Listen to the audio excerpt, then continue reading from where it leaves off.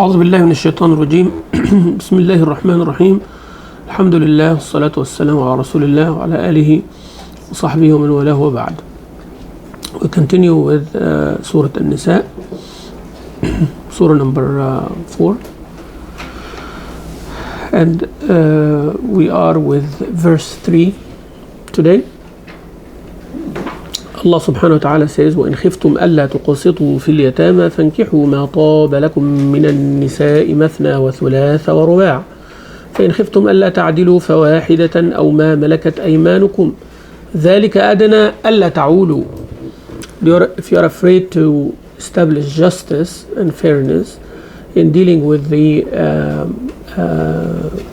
female orphans that you are guardians of, then marry from 3 women to 3 or 4. If you are afraid to establish justice among those 2, 3 or 4, then stay with marriage to only one wife, or the relationship with what your hand possesses, the slave girls.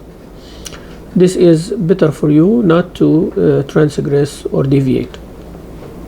Alright, we commented on this briefly last time, but today inshallah we'll talk in details.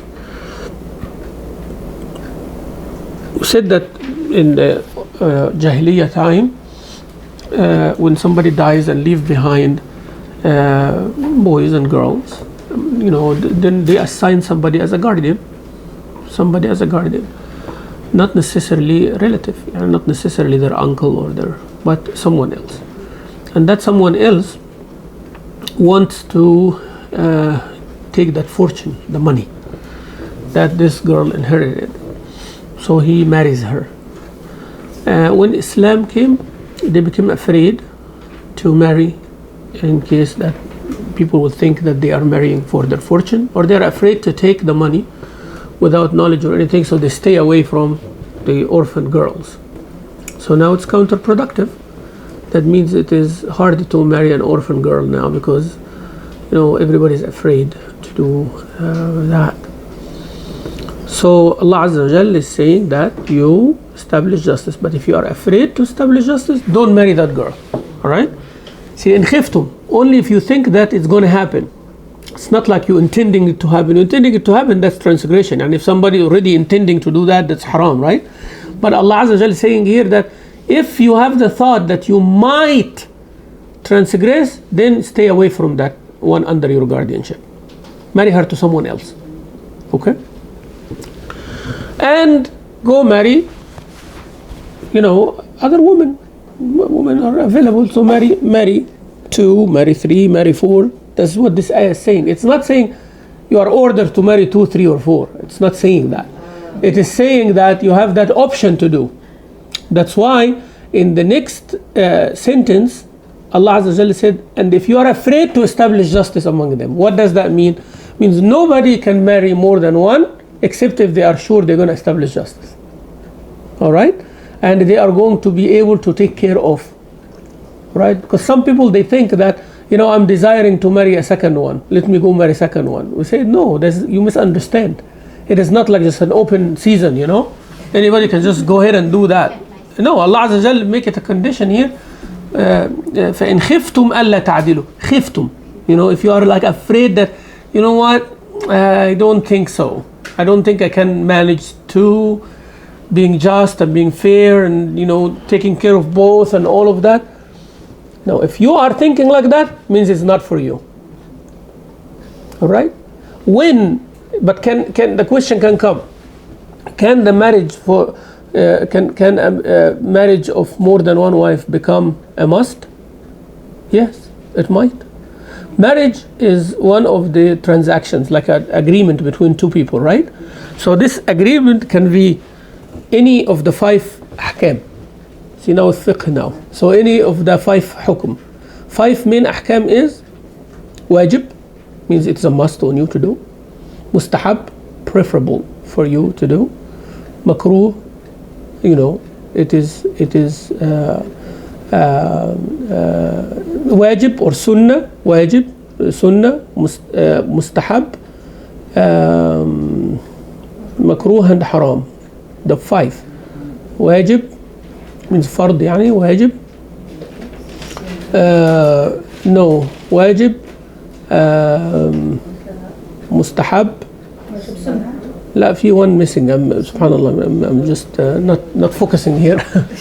Yeah, but the marriage can be any of those. So it's either must on the person. It is mustahab for that person. There is a third one. I'll remember it inshallah. Or makruh or haram. How? Yani if a person is marrying someone as a punishment or to transgress her, then this is haram.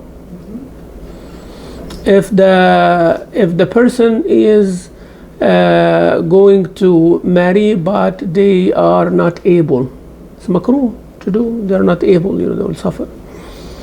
If a person he wants to marry and he is going to commit haram. If he doesn't marry, he will commit haram, and he is able, then marriage becomes a must. So he has the ability and he has the desire, and if he does not get married, he is going to commit haram. So then the marriage becomes a must. So you think about mubah? Yes. No, but I'll remember it inshallah. So it's either wajib, mustahab, or jaiz. Jaiz means permissible. Jaiz does not mean you need to do it. You can do it or you can leave it, right? So that jaiz in the middle. So it's either wajib, means if a person, like, he is going to commit haram if he does not get married, and he has the need and the desire and he has the ability. So all are there. So he desiring to get married, he has the ability to get married, and he will fall in haram if he does not get married. Then it is a must on him to get married. Now, if he has the desire and has the ability, but he's not afraid to. He has the ability, and he, it's okay. He is able to do that, and he will like to get married, but it's not like a matter of haram halal kind of issue. So marriage is mustahab, right? Now, if a person does not have the ability, but he has the desire, and he is not afraid to go to the haram. He wants to get married, but he doesn't have the ability. We say that marriage is allowed for you, whether you take it or you don't take it. And I told you what the makruh and the haram. This applies for the first, second, third, or fourth. So it's not like difference. Because normally, and now I'm talking from academic and fiqh perspective. So please, keep your emotions at bay, okay? Because I know that's how women, react to that, right? It's a cultural thing that whenever somebody, for example, marry a second one, first one said, what am I missing, right? Or what did I fail to do? Or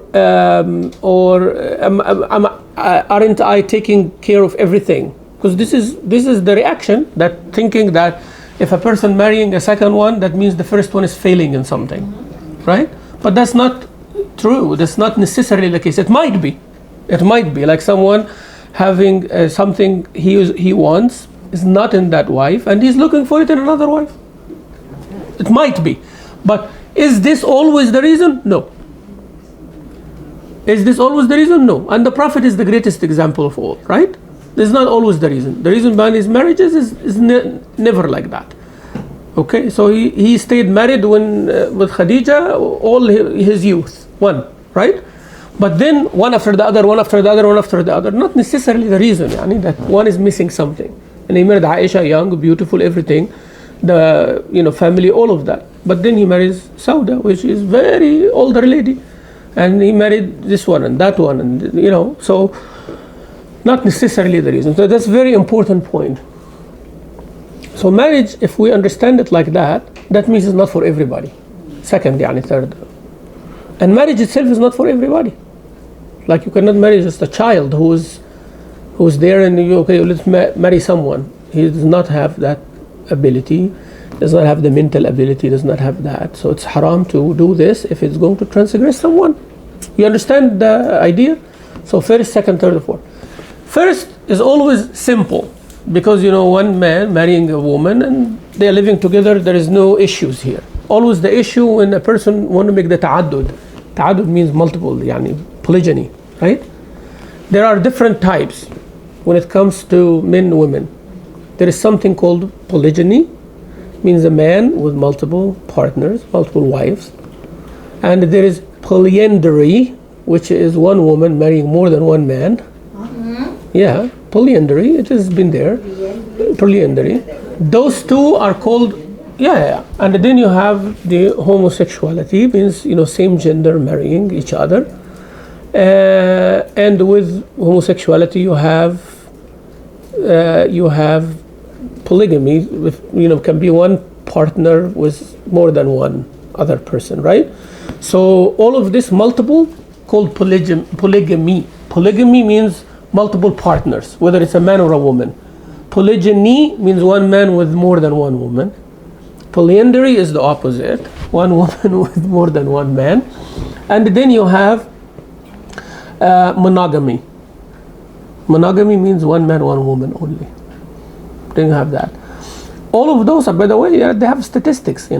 If you go and find the divorce rate, for example, among polyandry is 100%.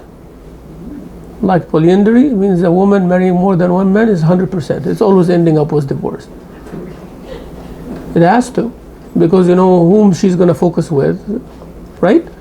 All of them want a child at the same time. How it's going to happen? If all of them, each one of them want a child, she married more than one man, and all of them want a child, right? How she's going to make, okay, we'll take turns. All right, I want to be the first one. You see, right? What guarantees that I'm gonna, and you're gonna get to an issue, right? This is where many issues. So always it doesn't work, and it was in Jahiliyyah, by the way, in Jahiliyyah in Arab, Mecca, Mecca and Medina, they had that. So it's not like something strange, they had that.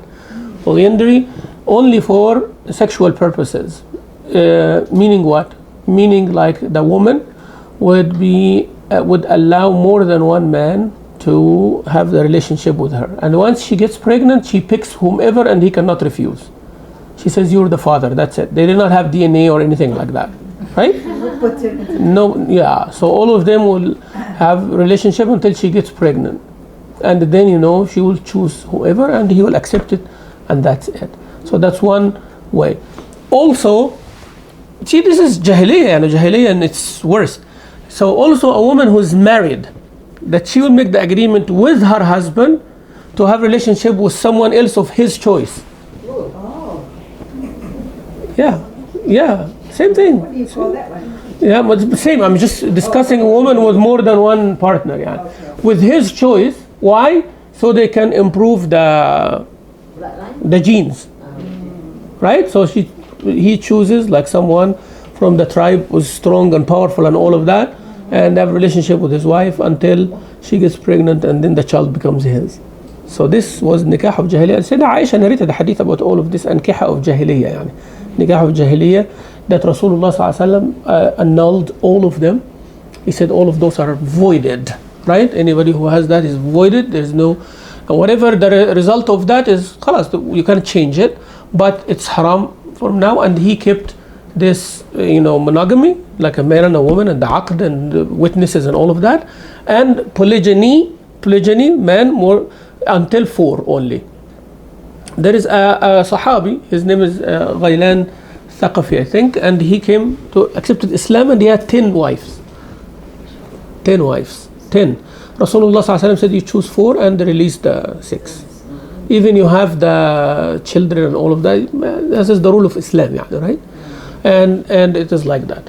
Why? Because ulama talked about many reasons why the number 4, but the most prominent among the reasons that for a man, Allah created any man, the average person, that it cannot establish justice with more than 4. Once they become 5, he cannot handle it. anymore. 4 is like the maximum, is not for everyone either. You know, like if a person can marry 2, it becomes harder to have 3. The conditions become even the hardest with 4. 5 is impossible. Unless he's a prophet, yani. You know, the prophet is another deal. There are many restrictions on the wives and on the husband. Yani Rasulullah ﷺ was not obligated to establish nights among his wives. That was not an obligation on him. Yani he can stay whoever he wants, 2 nights here, 3 nights there, because it's hard to make justice yet he was establishing justice sallallahu alayhi wasallam. Also, he cannot marry more than those. لا يحل لك النساء من بعد ولا أن تبدل بهن من أزواج. He cannot, it came a certain time that he cannot marry another one, and he cannot divorce and replace. If he divorced one, he cannot replace her. So there was restrictions on them. This is not the subject today, but I'm just giving you this background. So this polygyny is not for everyone at all times at any place.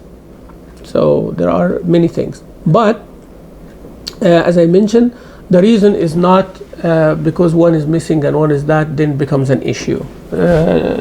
If a person has a need or has the ability or can take care of another one, or maybe he's marrying not because of any physical issue, marrying for other reasons. So there are many things. But the condition is the man has to establish justice. Has to establish justice. Justice here does not mean cut and paste.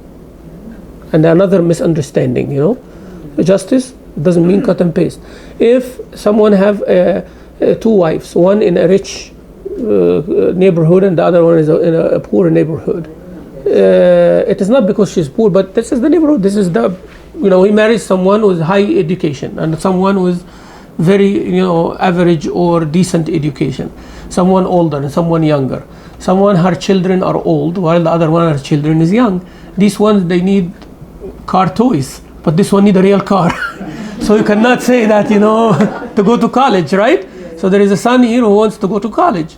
We pay for the college and the car and the insurance and all of that. This is the need. And the other one is still young. He wants to play and go to the park and have some, the shoes that light and make music and all of this kind of thing, right? This one wants like a clothing, and she wants like a bigger house because you have bigger family. This one wants some flower and a purse and a high heel, each one is different. Justice here is to fulfill the needs with decency and acceptance with each one. You understand what justice means here? It's not like cut and paste. That maybe people misunderstand that, even the women themselves, right?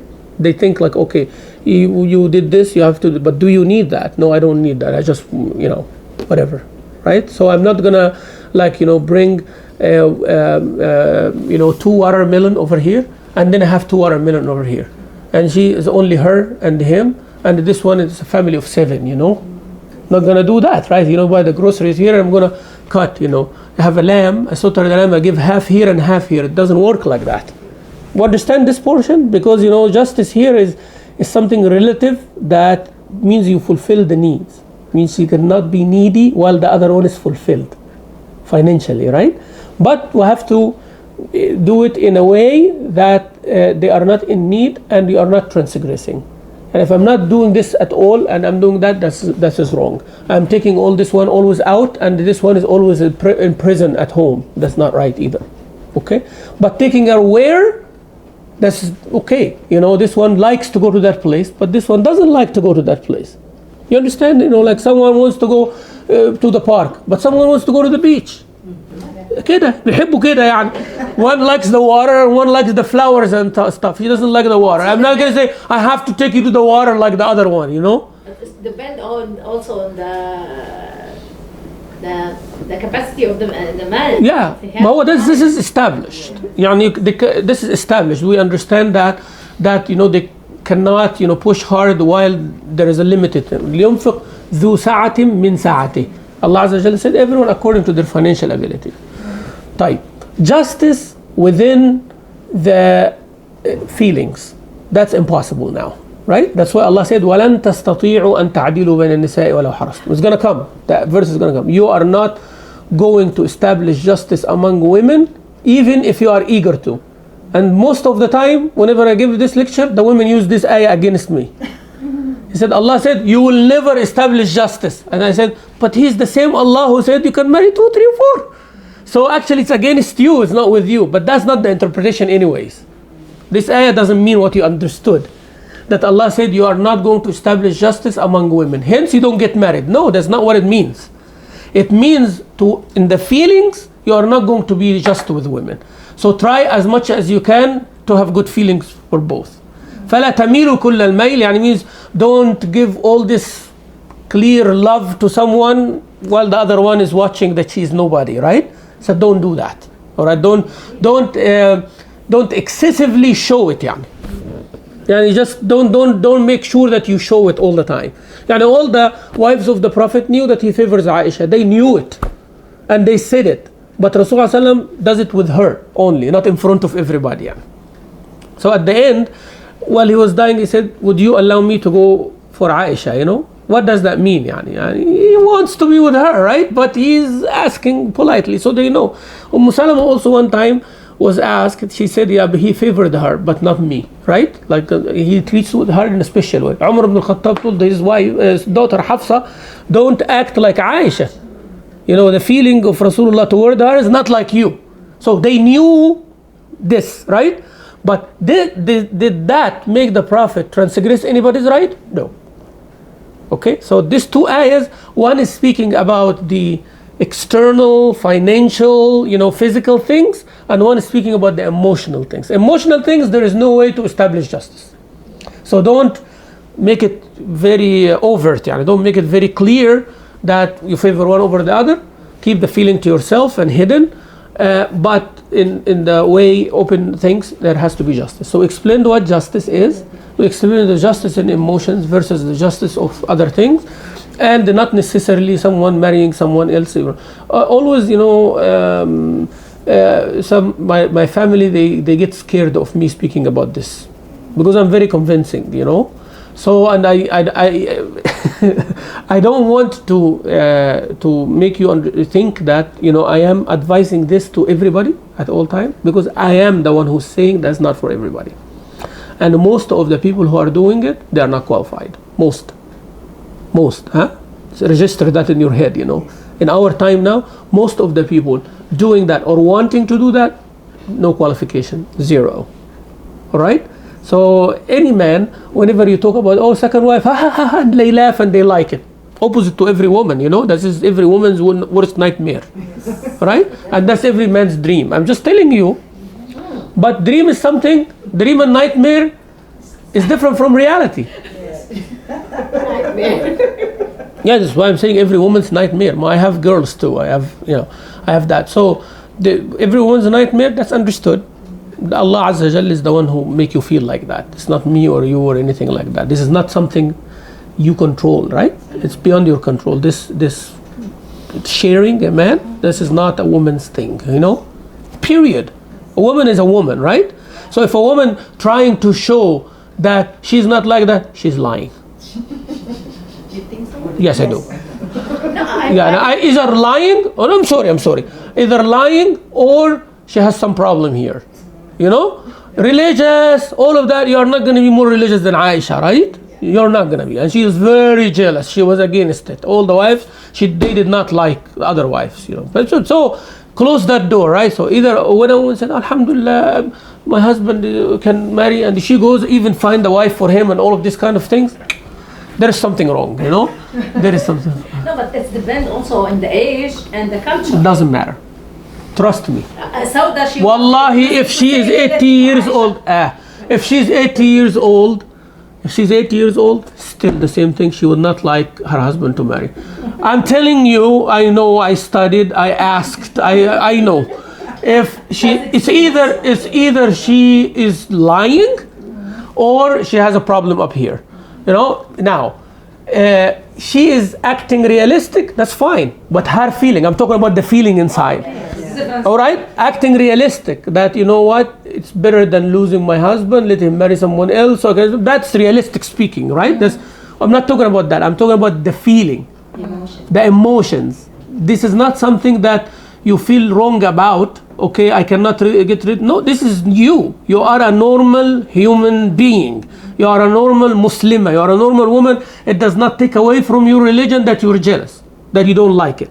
See, many things we don't like, but we end up doing, and many things we like so much, but it's haram to do. You get the idea, right? Yes. Yeah. So please, we have to look at this thing from all perspectives, because once the man forces it, or once the woman ultimately against it, it's not going to lead to good things in the bigger community. If a man will do it, he will do it, and he will hide, he will secret, he will have this, will have that, or will do wrong, or have haram. It will happen, right? Or if the woman keeps, pushing it away and not talking about it, and thinking about this, again, it's not going to help, right? So you resisting so much, or the man forcing it so much, that's both are wrong. This is something possibly can happen. Keep that in your head, right? Is it for you or not? That's another deal. We can talk about that. We can tell the man that you're not qualified, man. That's why I'm telling you, most of the people currently, their religious level, their educational level, the law of the land, all of these things that it's not easy to do, right? It's not for everyone unless there are extreme cases, there are issues, there are needs.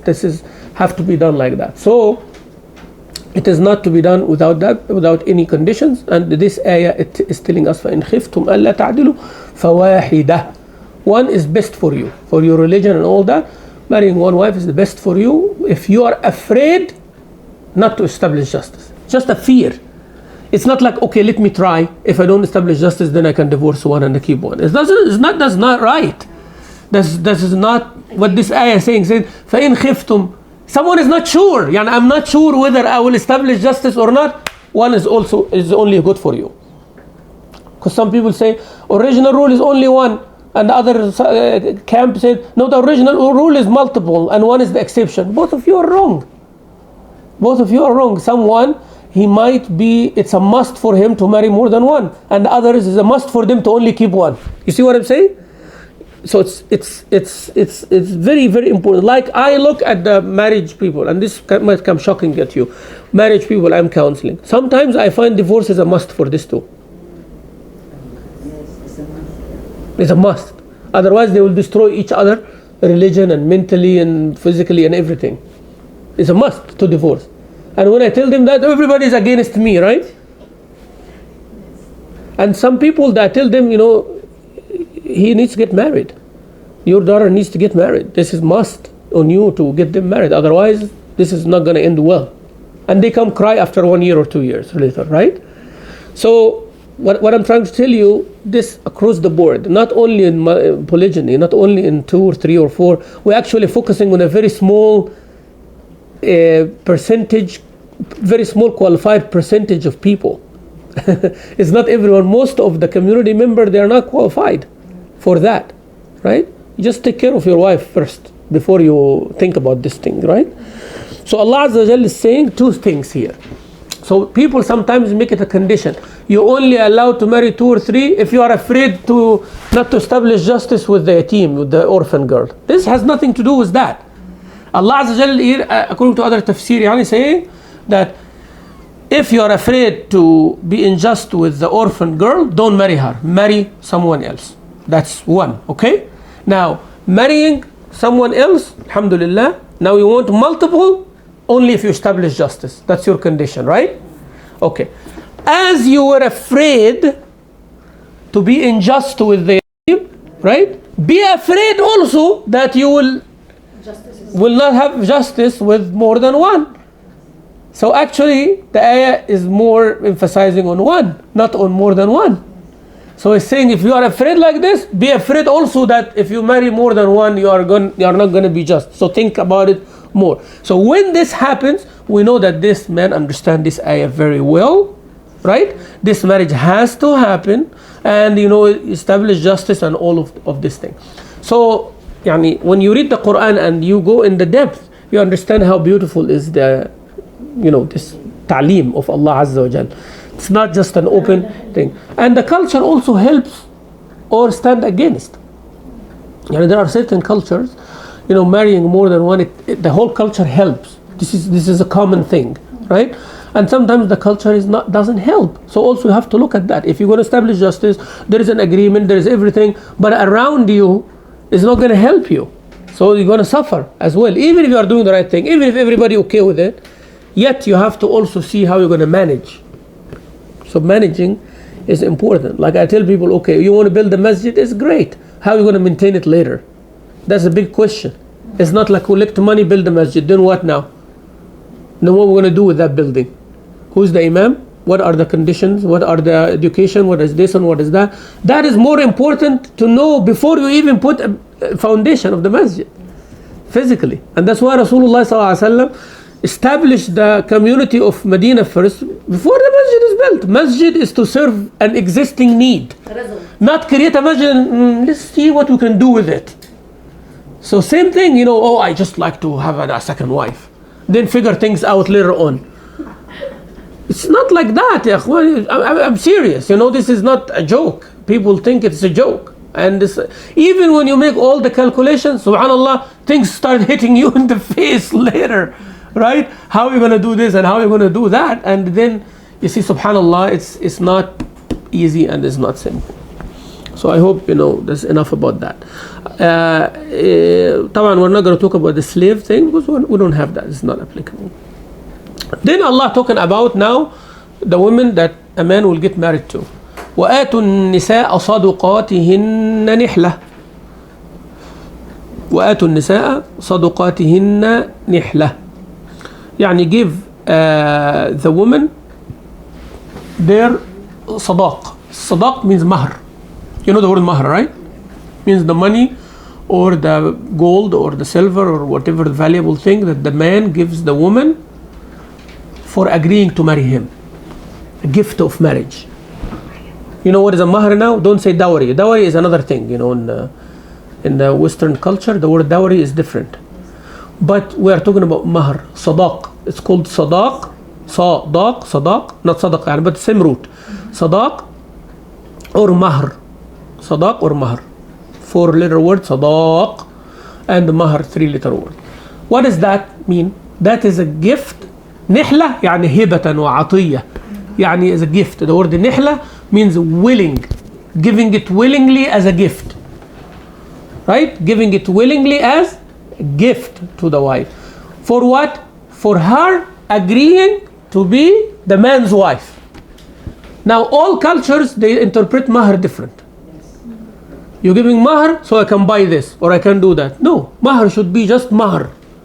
This is what you hand the wife, what the Western culture give as a ring, for example. That's your gift for accepting to be my wife. Thank you. Okay?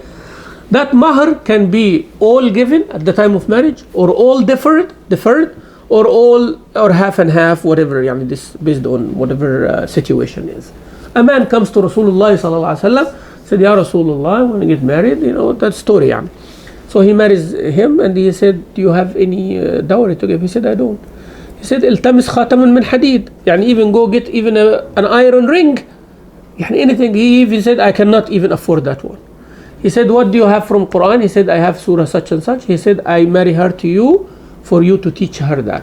So you owe her the teaching of this. Once she memorizes those surahs, her mahr is paid." So that means mahr can be deferred. Right? Now, some people go get married and they ask for that as the mahr. That's not right. Look at the hadith, right? The Rasulullah ﷺ said, "Give her mahr." I can't. Gold, I can't. Even a ring of iron, I can't. Then he marries on the Quran. But don't start with the Quran. Yeah, some people think like that. That's not right.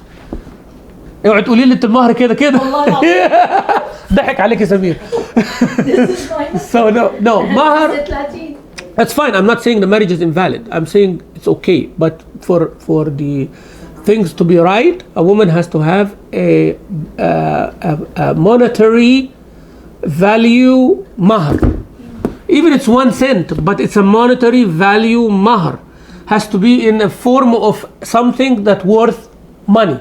It's either money, gold, silver, precious stone, cash, iPhone, anything that worth money. Is that clear? Now, if I cannot afford, then we go to the Quran part and all of this kind of things. Alrighty? We understand? Like, can a woman say, okay, I marry you, but you take me to Hajj? Yes, it becomes a debt on him. He has to take her to Hajj. I want Umrah 5 times. Khalas. If he agrees. I want Umrah 1 time. Alright. I want you $1. Oh, it's okay also. And the Mahr is 100,000, right? they do that all the time. I'm serious. You know, Sheikh, Mahr is $1 and the right deferred 100,000. Okay. You know, deferred now, according to different rules, yani. It's either upon the death or divorce, whichever comes first, or it is upon demand. There are 3 options, yani. Upon demand means it's a debt. Whenever she asks for it, has to be given upon agreement. I'm going to give you this every month, this every year, within 5 years, within 10 years, I'll give you muakhar, the deferred mahr. So people, for example, write 5,000 at the time of marriage and 10,000 deferred. Right? Like I did, for example. Right, 5,000 at the time of marriage. Here, 1, 2, 3, 4, 5,000. You do what you please with it. Oh, she wants to furnish the house. Oh, thank you. Furniture is yours then. Right? So furniture is hers because she's the one who bought it. If she does not buy it, then I'm obligated to do. So her 5,000, she chooses to put him back. Thank you. But she's not obligated to do that. But anything she buys is her possession. That's why in Egyptian culture, for example, once this happens, the man signs that all of this property is my wife's. If divorce happens or anything, she has to take that. Right? Plus gold.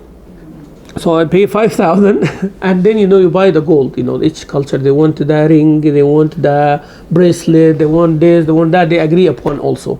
So mahr normally in Egypt, for example, is for the wife to furnish the house. So basically, Islamically speaking, the actual mahr is the gold that she got. You get it? So because that gold becomes what?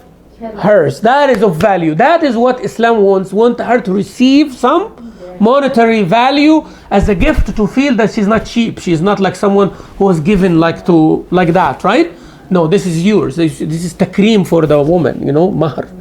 And that's why it's according to the man. If the man is a millionaire, you don't write $1, yani. Really, it should be like give ikram to the woman. And the sisters also should ask for that. You don't be shy that we trust you. No, ask for a mahr. You do ask for a mahr, not excessive, and don't abandon it. Don't neglect it, and don't abandon it. Don't overdo it either way. Have something like similar, right? To the similar. طيب. Now the man gives at the time of marriage, whether it's in the form of a ring or gold or whatever, or cash or both, whatever him and his generosity and ability, and it should not be forced, because sometimes cultures force us. It ends up all the youth don't want to get married because lots of issues. So you have to balance. If alhamdulillah everybody is willing, sometimes a man comes and said, uncle, whatever you want, right? Whatever you want. He wants her, right? Alhamdulillah, that's fine then. I give up, he gives up, no problem in this case. But the problem is when someone wants to marry someone very cheap while he's able to give, or someone wants very expensive while the other guy is not able to give. Those two make youth run away. Right? So the girl doesn't want to get married because everyone comes, he looking at her parents' wealth and stuff like that. So he wants to take her cheap, right? I don't want to do anything. And the other side also, they find that the guy is still graduated and he's still starting, his jobs and everything. So 100,000. What's wrong with you guys, right? So we have to balance these issues. Also, what if a man does not name a mahr? 2 people got married. No mahr was named at all. Marry my daughter to you. He said, I accept, and 2 witnesses there. The marriage is done. We forgot to say the mahr, or we did not say the mahr intentionally or unintentionally. Marriage is sahih, valid. But mahr is due. There has to be a name in the mahr. How we name a mahr? To someone like her. One of her cousins, her sister, or the average mahr has to be named, and this becomes a duty also on the husband, especially at the time of dispute. Sometimes the time of dispute 10 years later or 15 years later, right? And then divorce will happen or something like that. So she is not going to take anything basically. So that's why Mahr is very important. Yes. I have a question. Does the Mahr has to be in like in the currency in this time, or for instance, my sister is like 10 دراهم فضة. It could be. It can be anything. Can be anything of value, as I said, and there is no ceiling for it. There is no ceiling. يعني someone said to his wife, your Mahr is a gold coin every month. For the rest of his life, has to give her all the coin every month. I'm just saying, like, you know, it's no ceiling for the Mahr, يعني. No ceiling. Sayyidina Umar wanted to do a ceiling for the Mahr. A woman stood for him and he said, you know, Allah Azza wa Jalla said, you give one of them a qintar. Qintar is like a mountain of gold. Some of them said 1 million or 2 million or 10 million, you know. So if Allah counts like that, you cannot limit it. He said, yeah, you're right, I cannot limit it. But no exaggeration, يعني. And if someone is able, that's fine. I made marriages for people over the last 20 years. People paid $1, as I said, in the front, and $10 in the back, or $1 in the back. Same. And some people put like 10,000 and 1 million. I wrote $1 million one time in the Mahr. Wow. $1 million, 1 million US dollars deferred. No, I was laughing actually. $1 million. Another one, he paid like 500,000 Mahr, and then, you know, partnership in the business or something like that, which was worth like few $1 million, right? So it's okay. يعني, Just to have a value. Value يعني, is there. I hope that's clear, يعني, this part. Also, Allah Azza wa Jalla said, آتوا النساء صدقاتهن نحلة. Also, this is for the wali, like the father or the grandfather, the wali of the girl. They used to take the money for themselves. You see, it goes both ways. يعني. Husband doesn't want to give, or the father eats everything. Yeah, just I'm saying, like, you know, someone, oh, this guy's rich. All right, you're gonna give my daughter 50,000 Mahr, and then he pocket 50,000, and the girl cannot say anything to her father. He said, I raised you, I did this, I did that, and you just, that's it. Now she goes to her husband assumes that she has 50,000 in her pocket, right? So my wife, alhamdulillah, now, you know, I paid her, so she feels that she's not cheap, you know, like this, and I'm giving her this, her money. She can invest it. I'm thinking in the back of my head that my wife has the money, I give her as a Mahr, so she can invest it. If I'm tight a little bit, she can, you know, do something, these kind of things. And then shocking news is like, you know what, the family took it. Then the hearts become, you know, the rest of the story is history, yani, right? So that's why Allah said, آتوا النساء صدقاتهن نحلة. So this ayat tafseer, this is the beauty of the Quran, right?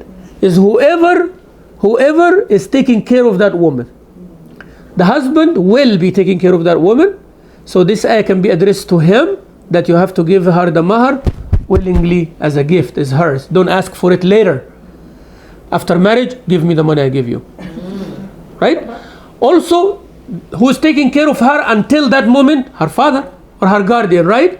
Allah Azza wa Jalla said, you know, if you receive it, because the contract is between me and her wali. So who is taking the cash? The wali. Right? So Allah Azza wa Jalla is telling him, give her. Atun nisa'a. He did not say atun nisa'akum. He said atun nisa'a, the women. That means whoever have the power or the authority or possession of the money, you should make sure that she gets it.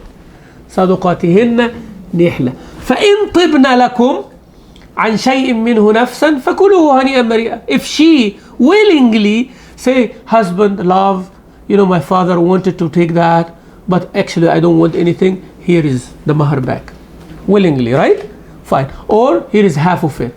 Or he is tight a little bit and she comes and said, go fix whatever, you know, do something. That's her willingly. So the husband should not push his wife to give him back the Mahr. The father or the guardian should not push his daughter or the one under his guardianship to take part or all of her Mahr. Amazing, isn't it? So that should be for the woman and the woman only. That tells you what? That the woman is financially independent, right? And the husband has to make sure of that. By giving her the Mahr, it is for her to enter that relationship while she says, I have money of my own. So that means she's not dependent on him on everything. You see the idea of the mahr. So that's why I said in the beginning, don't write this $1, $2 thing. Doesn't work like that. Should write something with value. Subhanallah, yani, and my culture in Egypt and all of that, the religious people, the good people, yani, you give the mahr, that gold, in women. It is a very famous tradition, yani, among those who, mashallah, have good etiquettes and good education, and the families, even those who are not that religious, but they are raised nicely. Some people, they are not that religious, but they are raised with respect, etiquettes and all of that. All this gold for the woman has, they know it's like a security. Whenever her husband goes in a tight situation, she takes one bracelet and tell him, sell it and fix your affairs. And inshallah, you are going to bring me 2 later, right? Whenever. And that's what happens. The husband works hard. He does not want to lose that, and he feels obligated toward his wife. His love to her increases and all of that. And then whenever he doubles the gold for her. And it stays like this, So this is what Islam wants. Islam wants it to be like that. So a wife has to enter a marriage honored, not dependent on the husband and everything. No, and he has to make sure, I have to save to give her, and then that money is hers and hers only. If she wants willingly to give it to her brother, to her sister, to her father, it's up to her. Want to give it to me or not, that's up to her. But I cannot push her to give it to me, even though I'm the one who give it to her. It's her haqq. That's why Allah said, آتوا النساء صدقاتهن النحلة. Willingly give. فإن طبنا, طيب النفس means willingly, with love. She wants to give you, كلوه هنيئا مريئا. Eat it and use it, no problem. Yes. فإن طبنا لكم عن شيء منه. That means part of it. Part of it. Yeah. So it's not her right to give it all. لا, she can. No. يعني if she can give any part of it, she can give all of it. It's up to her. Yeah. فإن طبنا لكم عن yes. Assalamu So Prophet Muhammad, when he married from Aisha's time, from Khadija's time, to the wives, that different time for different. Was there a mahr for each woman? Of course. In the mahr for Khadija, he did not have it, but his uncles paid it for her. Yeah, give her like lots of camels and gold and things like that. So mahr can be paid by the family. It's not by the person. يعني مثلا someone wants to get married, the community can collect money and give him to pay for the mahr. Yeah, why not? And I actually advise that. I said when the youth want to get married, like instead of going and doing the wedding in a 5-star hotel, or after the wedding each one goes and give a visa card to whatever, do it ahead before. Why not? So I advise. I said, we unfortunately we became about showing off more than anything else in our celebrations and everything.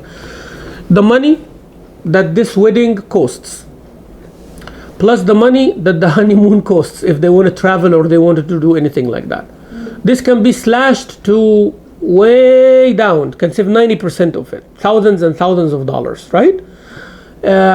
Plus the gifts that will come from the community in that wedding. People will not give gift except if they are invited in the wedding. That's why people want to do party, so people can bring gift. If somebody gets married, they don't go visit. You know what I'm saying? But as a community, if you really wanted to help, okay, so we are in the community. Average is like every month there is like a wedding. I'm talking about a small community, yani the ones we know each other. Let's say your acquaintances 100 people. Let's say the 100, your acquaintances from closest to furthest are like there 100 people. That's your network of people that you will go for and all of that, right? 100 people. So 100 people here. What are the percentage of marriage among 100 people? Once a month? Once every 2 months? Once every 3 months?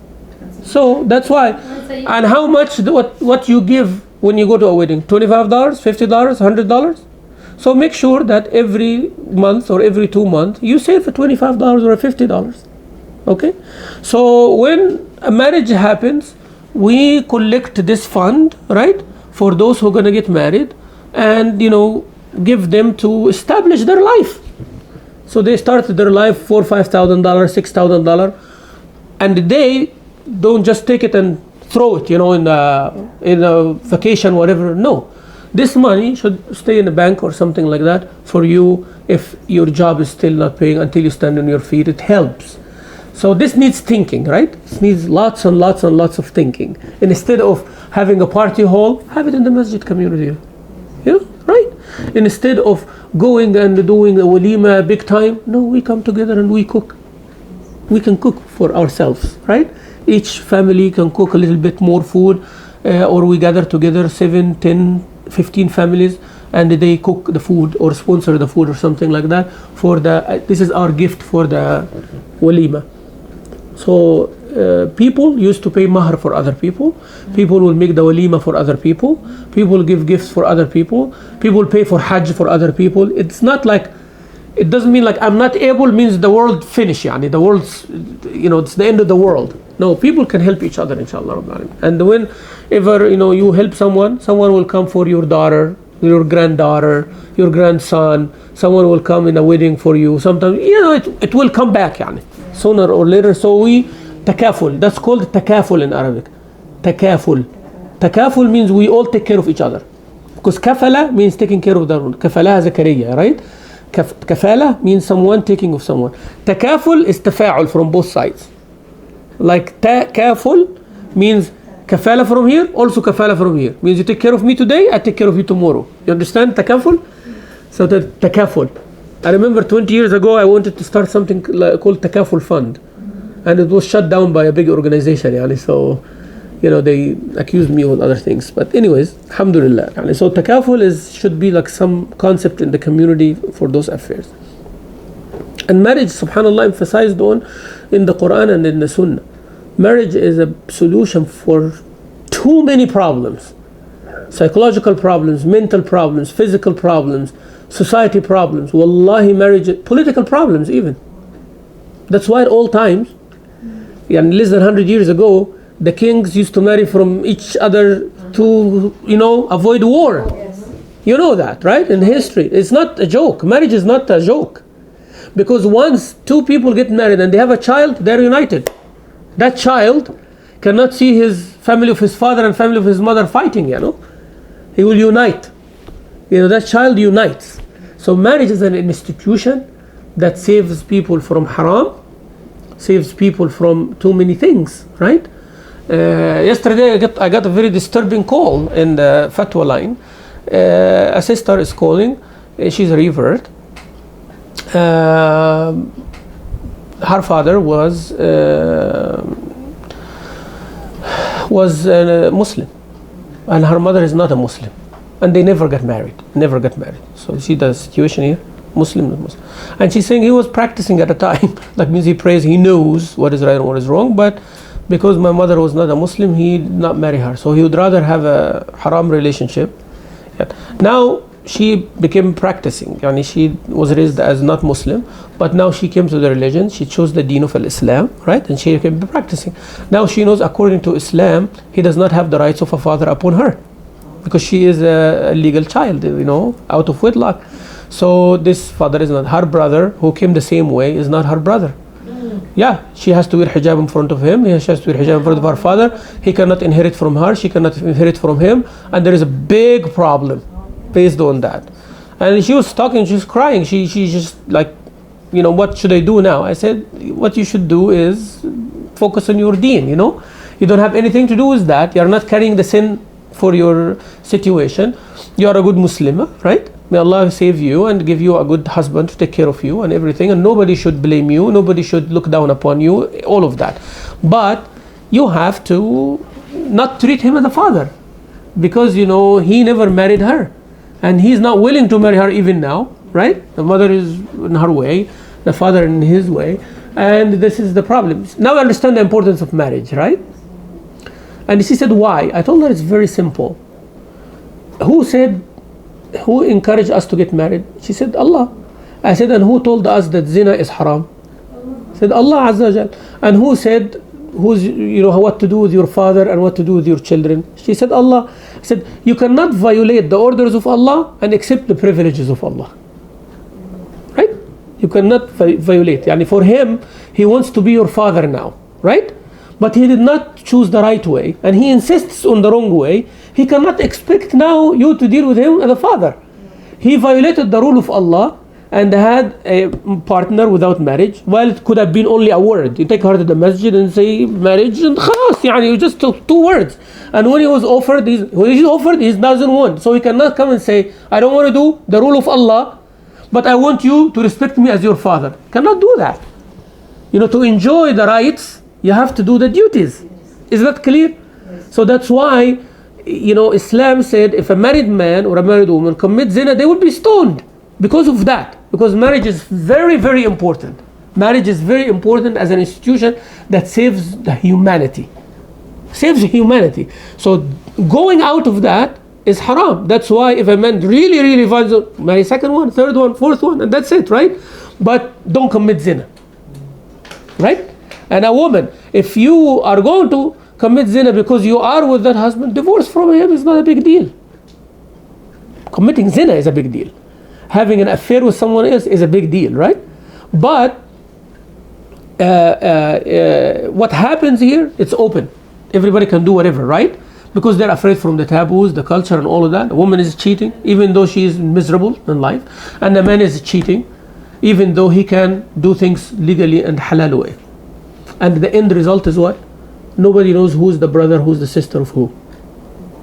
You see the corruption? How the corruption happened? Immorality and no jealousy, no protection. A father is sitting at home and someone come and pick his daughter and he knows what they're going to do. And they go and come back. You had a good time? Good, thank you. Come again.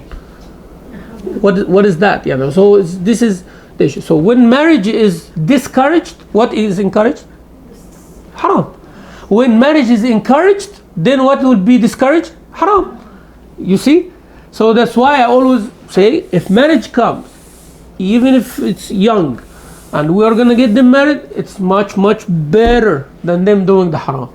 But many parents are willing to hear that the children has an affair or something, but they are not married. So get married as soon as possible, inshallah. For the next day, there are a few ahkam here I want to mention.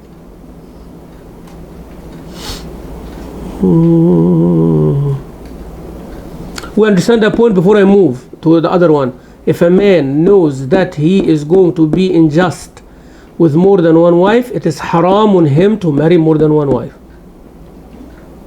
If a man knows, I told you, haram,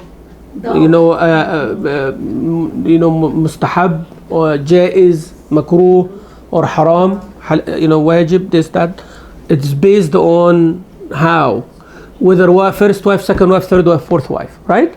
So it applies for one. So if a man is married and he is not going to establish justice and he knows it and he wants to get married, we tell him no, it's haram for you to get married. All right? It's makruh for you to get married. It's okay for you to get married. It is better for you to get married. It's a must for you to get married. Different, based on. So each one, before they do it, they have to know exactly which category he is in. Another thing, what if a man marries a second one and then the first one cannot deal with it? Okay? Again, it's very simple. Sometimes we take things very aggressively and it leads to bad results. We tell the woman, to tell that wife, be patient, try to deal with it. May Allah Azza wa Jalla make it easy on you. We know that, like I said, this feeling is going to be there. It's not something that something wrong with you. You are being a normal human being. You are being a normal woman, right? But reality is something else. He did not do anything haram. And we talk like that, right? Counseling, all like that.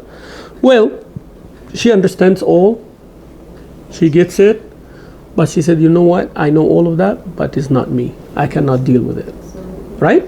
Then she can ask for a divorce. She can. But now here comes the deal. She is the one asking for divorce. She should not expect any rights. Okay? So she is the one asking for divorce. Fine. It's not haram on you to ask for your divorce. But you see my point here? It's not haram for you to ask for your divorce. Because you can't deal with it, and Islam does not want you to be miserable and living in a life that you cannot handle. You can live being jealous, like somebody is sick have diabetes, for example. They live with it. They are not happy, but they live with it. Every time they get the injection and they do that, this is something I gotta do, right? They live with it. And some people commit suicide. You see the idea here? So it's not the issue. You cannot live miserable and make his life miserable and the second one's life miserable. That's not wanted. Yani. This is not what we want. And at the same time, I'm not expecting from you to be 100% fine with a smile from ear to ear and you become friends and go to the mall together. Yani. I'm not expecting that either, right? So here, it's either you can deal with reality along with your emotions, which are up and down and just jealousy and all of that, as long as you don't commit anything haram and you don't be miserable, right? If you cannot handle that, Allah make divorce a way out for you. So we're not going to play that game, like divorce me, no, I'm not going to divorce you. But when we come to divorce, there is also other realities. Yeah. When you are in the marriage, you're not getting 100%. Your emotions, you are not happy. Now you're losing days and nights, right? There's another person sharing and all of that. But you are in a marriage, you are taken care of, you know, this husband still loves you and all of these kind of things. So you're not getting 100%. When you divorce, don't expect to get 100% either. Right? Or you are going to get divorced, you're going to take everything and you can marry someone else. What about the poor guy now? He wants two. He lives with two. He has a family now. So he's going to divorce you. You want to take all the mahr. You want to take the money. You want to take 50% of what you have. You want the custody of your children. And you want him to pay for that while you go get married to someone else. Where is the fairness in this? You see what I'm saying? So if I am the one who want to divorce my wife, I have to give her also full right. She cannot lose everything. She cannot lose the stability and the family and everything. You throw her away and you don't give her anything. It's haram too. You get it? So whoever, this relationship, Allah make it allowed. Right? You can deal with it, Allah will reward you. You cannot deal with it, you don't transgress other people's right. Okay? So if I don't want the wife and I want to marry someone else, I have to give her full right because I am the one who's divorcing. She cannot be losing everything. If she cannot deal with the situation, she can ask for divorce, but she cannot expect everything. But whatever I give willingly, that's another story, right? Or willingly. And most of the time, a good religious husband will give willingly, but not by force, right? We give willingly. But it should be clear who wants out. And that's where the culture kicks in, right? All the time that the pushing is for the husband to divorce. Then what will be the news in the community? He divorced. Look, after this many years, he threw her away for that lady, right? Even though she's the one who made his life miserable until he divorced her. Yeah. So, or vice versa. The man pushing her so hard to give up everything and then he throws her away. Then at the end he said, you know what, she's the one who made the khula. I wanted my wife and everything, but she's the one who made the khula. Men do that and women do that. Both of them are as far from Islam as it comes. So that's why Allah Azza wa Jal said, وإن أردتم استبدال زوج مكان زوج وآتيتم إحداهن قنطارا فلا تأخذوا منه شيئا تأخذونه بهتانا وإثما مبينا وكيف تأخذونه وقد أفضى بعضكم إلى بعض وأخذن منكم ميثاقا غليظا. The ayah will come in Surah Nisa. If you want to divorce a wife, to marry another wife, and you give one of her the mahr, qintar, you cannot touch it. You cannot touch it. You want to touch it and take it. This is ithm, sin, buhtan, taking something which is in your right. And you give a mithaq, you give a covenant to give her that mahr, you cannot touch it. Also the other ayah, وَلَا تَعْضُلُوهُنَّ لِتَذْهَبُوا بِبَعْضِ مَا أَتَيْتُمُهُنَّ. Yani don't push them, don't make it hard for your wife so she can give up her right. Some people do that.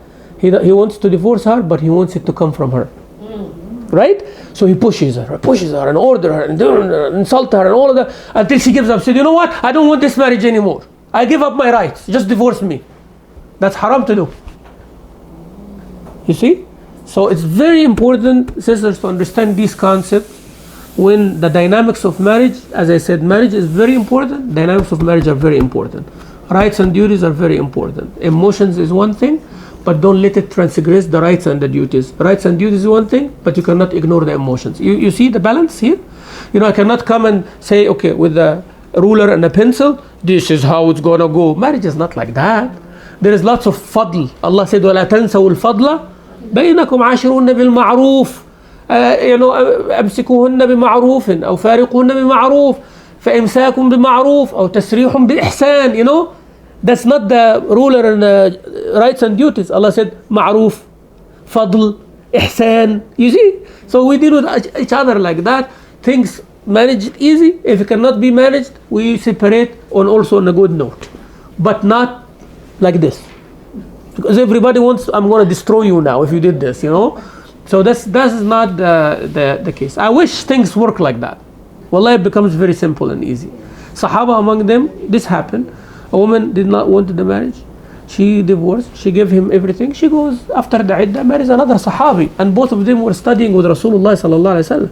And both they read the hadith and they have transactions. They buy and they sell. Khalas, it didn't work. She's not my wife now. She's his wife. Deal is okay, yani. And there are children from this, children from that. They are brothers for each other. And the community was, mashallah, functioning. Okay? So we make it like a big issue, like an ownership. A man thinks that he owns a slave. And the woman, she thinks also that she owns a slave sometime. See, I said sometime. I did not say all the time. So when the deen is absolute, it's like as if the woman owns this human being. You don't own that man. And he does not own you either. Each one has free to stay in this relationship or not stay in that relationship. Who forces anybody to do anything? It's your decision at the end of the day. Really. It's your decision and your decision only. Don't think that somebody don't listen to people. Especially those who are trying to destroy that unit, right? It's your responsibility in the dunya, and it will be your responsibility in front of Allah and Akhirah as well. Whether you stayed or did not stay. So take responsibility, own up to the actions, stand up and decide whatever best without transgress anybody's rights, without transgress people's rights. And that's it. If a man does not want the wife anymore, without transgressing her. Feelings also are very powerful things, by the way. Feeling is a very powerful thing. Nobody can live with a woman that he does not love. And no woman should live with a man that she does not love and respect. Yeah? So if you decide to do that for sabilillah, that's another, okay. Yeah. Sometimes a man or a woman, for the sake of Allah, they continue as long as there is no harm, in their deen or their dunya, there is no harm. But there is no chemistry. They just live for the kids or the family, right? They are like two strangers. They fulfill each other's needs. Khalas, that's it. If they want to keep that, because sometimes also the woman doesn't have anybody else. The man is not desiring his wife, right? But if he divorces her, where she's gonna go, right? Sometimes it's the other way around. This woman knows that this man is the father of my children and all of that, and if he divorces, he's not gonna get married again. He's not gonna do that. So for the sake of Allah, just continue this. Fine too. If you want that reward from Allah, but nobody is forcing. It's not a must, okay? But don't take that and come later and make it like how you say, like a tool. I am staying with you. You don't deserve this, but I am agreeing and I'm staying. You should be thankful. Don't do that. All right. So it's your decision, and you act according to the decision that you made. Rasul sallallahu alaihi wasallam said, Ya Allah, this is my adl or my qisma in what I have ownership over or have ability over. Means, sleeping here one night, sleeping here one night, giving this, that, right. But Ya Allah, don't account me for what I cannot take care of. That's my heart, لا تؤاخذني فيما لا أملك. اللهم إن هذا قسمي فيما أملك فلا تؤاخذني فيما لا أملك. I love one over the other, but this is between me and her, and you are the one who knows the heart. Something I don't have control over. طيب. So this is some of the ahkam of the marriage and the mahr. Can a woman marry without a wali? No. Rasul sallallahu alaihi wasallam said, لا نكاح إلا بولي. There has to be a wali guardian, her father or her grandfather. Some طبعا said her brother or maybe her son if she's the older one. the son becomes her wali if he is an adult يعني, and so on. If no wali, then the sultan or the imam or the leader of the community, he becomes the wali of the woman. There are many masail under that. If the wali is qualified or not qualified, if the wali is refusing without any religious ground, the guardianship will be taken away from him. Who goes next? All these are different masala. If two different religions, nobody who is not Muslim can have a guardianship over someone who's a Muslim. So if a girl is Muslim, her parents is a non-Muslim, her father cannot be her wali. But if a Muslim man marrying a Christian or a Jewish girl, her father can be her wali. But if she is a Muslim, nobody should have guardianship over her, but we take the permission of her father, and the one who will give her in the marriage should be a Muslim wali. According to Hanafi only, that they said wali is not a condition in marriage. Wali is not a condition in marriage. That's why you will find many people in the Indian subcontinent, the woman marries without the permission of her father, or marries. The culture does not allow that much, but it is taken or it's abused in the West or in the countries that they don't have. So the wali woman goes, and she, as long as there are two witnesses, she can make the contract herself. This is an opinion which is opposite to the majority, and it should not be taken lightly, because most of those marriages that happen, they fail later, because there was no wali to make the agreement with that man. Women act with their emotions, especially when it comes to marriage. She wants the white dress, she wants the beauty, she wants partying, all of that kind of thing. Well, she's not thinking ahead, right? I'm talking about in general a community of women. There are some women very sharp, So in this affair, they will, better than 100 men. But we are talking about the general rule, and this is not belittling women, by the way. This is actually giving them their due respect, that emotions are, mashallah, great. But a man calculates things. So most of the time, the woman is taken advantage of when there is no wali. The wali talks to the man before marriage, during marriage, after marriage, following up. If the girl have a problem, he knows who she's gonna go back to. He does not want to face this. You see what I'm saying? So wali here is not just someone canceling the role of the woman. No, actually someone is saying, you know what? You're dealing with me. So you got to be careful. That's why a woman should make sure her wali is there. It is not like someone you should ignore. I'm a woman and I need to take care. You will be taken advantage of. Trust me. So wali. All right. But according to Hanafi, they are not saying that make the marriage without a wali. They are saying marriage is okay without a wali. You see? But they are not encouraging that. They are not advocating for that. That's what people think is the deal. What does that mean? What difference does that make? That means the priority is to have a wali. If the wali is not available, then you can make the marriage without a wali. But to cancel the wali's rule because your desire, that even Hanafis don't agree on. And that's what people make mistake about. Yani when they say wali is not a condition in marriage, are they saying make the marriage without a wali? They are not saying that. They are saying that if there is a case that wali is not available, the marriage can be done with it. And the answer also for that is very simple. Because sometimes a girl comes and says, you know what, my father is in overseas. I said, so what? So can make the nikah? I said, no. Let him make tawkeel for someone over here. Right? He can write down and say, I make Sheikh Mamdouh my wakil for the marriage of my daughter. Very simple. Oh, email, text message, ya habibi. Yeah, يعني صحيح. I such and such person with ID number father of this girl who's like that, and sign it. Make a signature. You can make a digital signature with your finger now. I just want to have that copy with me, because after I get her married, I don't want her father to pop up after 1 year, say, how you marry my daughter without my permission? Then I have an issue now, right? So this is very important. Oh yeah, we go through all this every day. This is our life. So according to Malikis, and this is a shocker maybe, witnesses are not conditioned in marriage. But they don't mean that a man and a woman can marry without a witness. They are not saying that. They're saying like assigning two witnesses is not a condition in marriage, as long as you make i'lan. You know, Okay, so the people are witness. everybody is like knowing, right? You know, hey guys, I'm marrying my daughter such and such to this guy. Oh, okay, خلاص. In the masjid I said after Salat al-Jum'ah يعني. Right?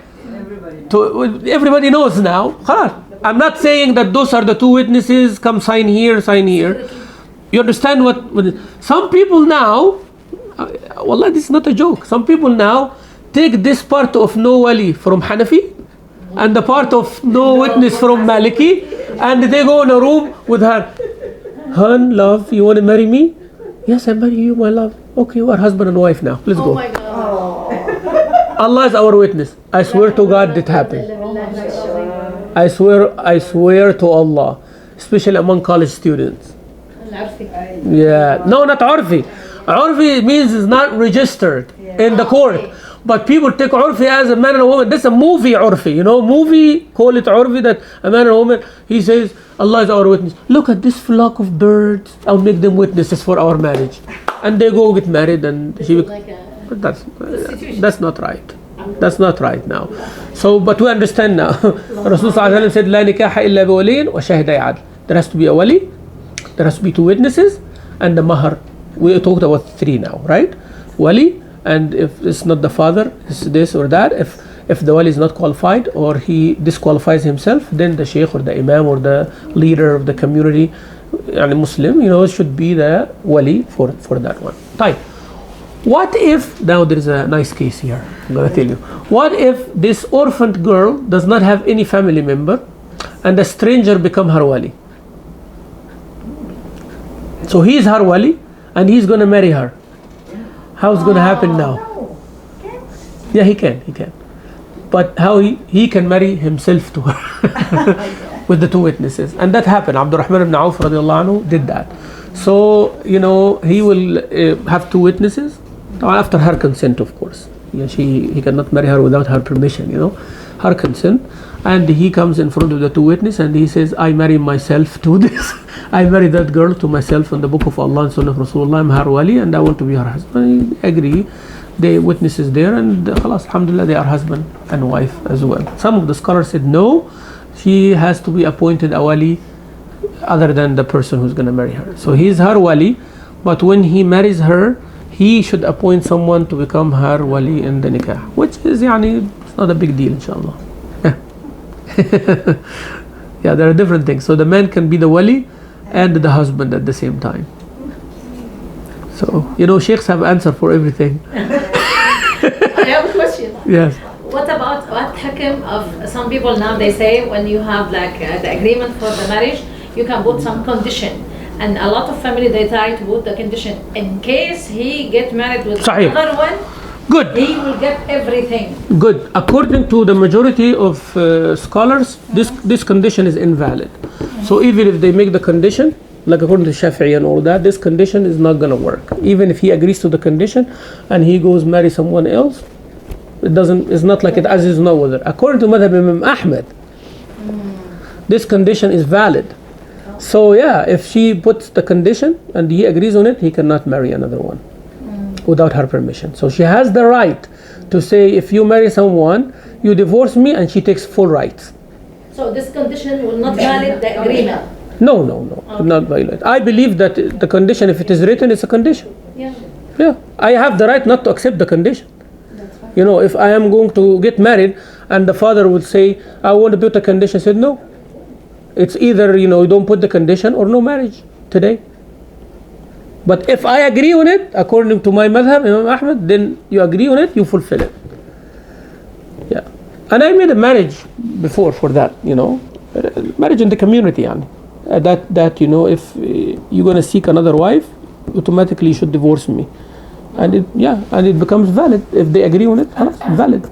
I actually respect that.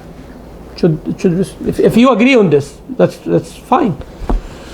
Yeah. Okay, so you've mentioned something with Imam Maliki and Imam Ahmad and Imam Hanafi. What about Shafi'i? No. I mentioned about in the wali and the witnesses. Yeah. But Ahmad and Shafi'i, they want both. They want wali, and they will not make a nikah without a wali. They will not make a nikah without witnesses. Period. They both have to be there. Yeah. But I said Hanafi said no, wali is not a condition. not no wali. Wali is not a condition. There's two different things. In fiqh, you have to be very specific. If you say no wali, means make the nikah with no wali. No, Hanafi did not say that. He said, if it so happens, it's okay. Now I disagree with that, right? And according to Imam Malik, he says, the two witnesses, but it's very clear that it has to be announced. So you make announcement a condition. Announcement is not a condition. According to Imam Malik, announcement is a condition. You have to i'lan.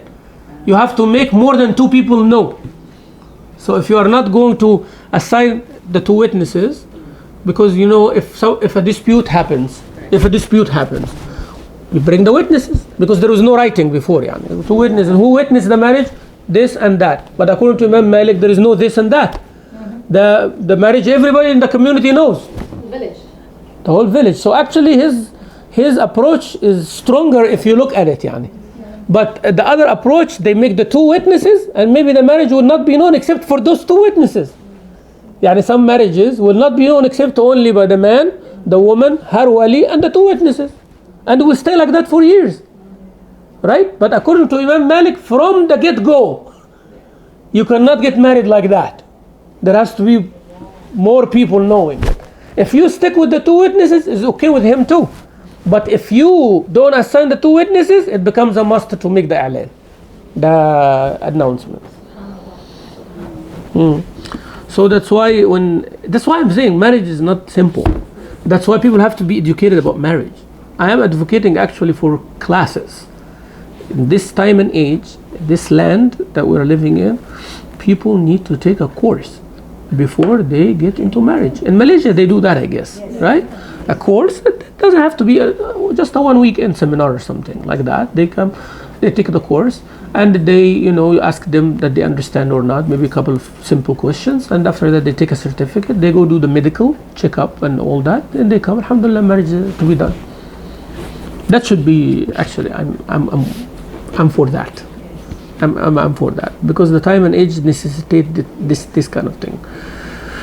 All right, I think we can stop here, inshallah. I have one note, Sheikh, because you said that the core of the marriage is the adl. And if she has another wife or not, it's the adl. It's asas al-mulk. Yeah, the adl is the basic thing. Yeah, العدل is, Allah Azza wa Jalla said, والسماء رفعها ووضع الميزان ألا تطغوا في الميزان وأقيموا الوزن بالقسط ولا تخسروا الميزان. Mizan means scale. Allah make the scale. So everything is a scale. إن الله يأمر بالعدل والإحسان. عدل first, then إحسان second. إحسان means extra. First, let's establish عدل between us. Then we go over it. But if we don't do the over, we stay with the عدل. But we cannot abandon that one. So إن الله يأمر بالعدل. عدل والإحسان comes after that, inshallah. The Mahr and Mahr becomes wajib on if someone named $10,000 as deferred Mahr for his wife.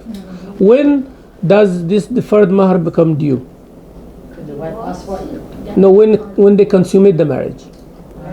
If he and her, bring the curtain down and the doors are closed, that means this is khalwa now. What they did is another issue, but once they are alone in a place that the curtain is down or the doors are closed, that becomes khalwa, even if it's 2 minutes. All right? Khalwa means she deserves full mahr now. Full mahr. If if they don't continue the marriage. Full. Once the khalwa happen, that's called consummation of the marriage, right? If the physical relationship takes place or not, that's beside the point, because maybe the woman in her period, maybe they, whatever, but khalwa, right? Khalwa means they're alone together. Once that happens, that means she deserves the total mahr. When? That's between them, okay? When? Now, what if the khalwa did not happen and the divorce happened? She takes half only. So khalwa did not happen. They did the nikah, but they never consummated the marriage or stayed alone. Then the divorce happened or the husband died. Then she takes what? Yeah, I know some. he could not handle it. He was so happy. خلاص, he died.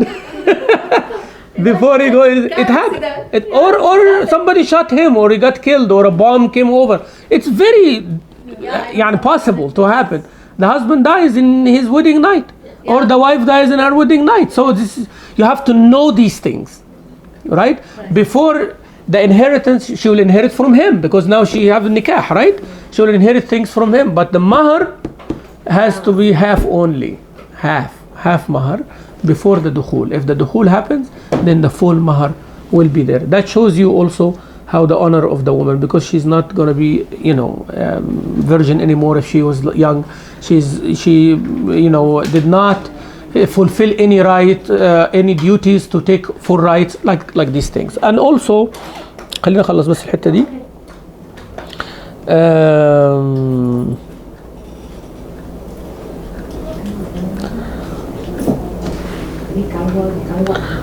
So the ulama told us that the original rule is, as I said, I'm repeating that again at the end of the lecture because it's important. The original rule is monogamy, right? The man has one wife because, jealousy, competition, problems, women cannot handle it, and Allah knows that. So, this will be only allowed with conditions and restrictions, right? There's conditions and restrictions, and there are many issues. A woman, for example, does not give children, maybe, or the person have more need, or